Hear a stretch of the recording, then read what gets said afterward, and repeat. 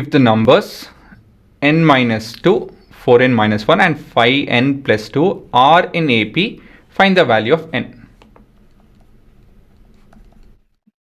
ಪ್ರಶ್ನೆ ಏನಂತ ಹೇಳಿದ್ರೆ n minus 2, 4n minus 1 ಮತ್ತು 5n plus 2 are in AP. ಸರಿನಾ?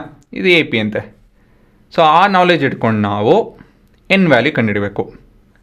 AP ಆಯಿತು ಅಂತ ಹೇಳಿದ್ರೆ n ಹೇಗೆ ಕಂಡುಹಿಡಿಯೋದಕ್ಕಾಗುತ್ತೆ?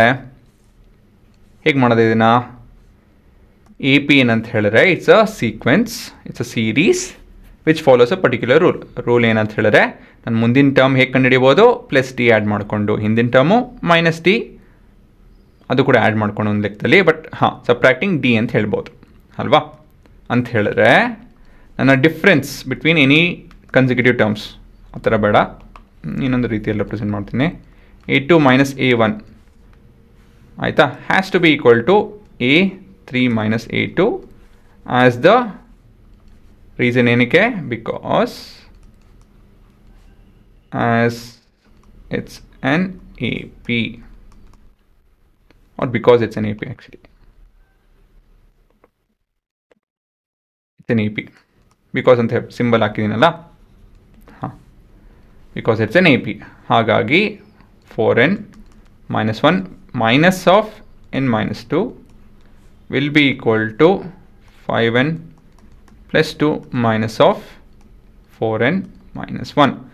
ಬ್ರ್ಯಾಕೆಟ್ ಹಾಕೋಣದು ಮರಿಬೇಡಿ, ಯಾಕಂತ ಹೇಳಿದ್ರೆ ಮೈನಸ್ ಇದೆ. So minus 1 into that will give us different answers ಅಲ್ವಾ? So 4n minus 1 minus n plus 2 is equal to 5n plus 2 minus 4n plus 1 plus, sorry cut ಆಗಲ್ಲ ಇದು. 4n minus 1n is 3n, 1n minus 1 plus 1 plus 2 is plus 1 is equal to 1n plus 3. ಸರಿನಾ? ಸರಿ ಇದೆ.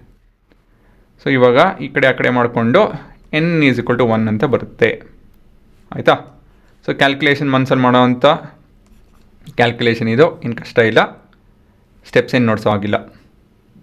ಸರಿನಾ? ಇದು pass ಮಾಡಿಕೊಂಡು ನೋಡ್ಕೊಳ್ಳಿ ಕಾನ್ಸೆಪ್ಟ್ನ.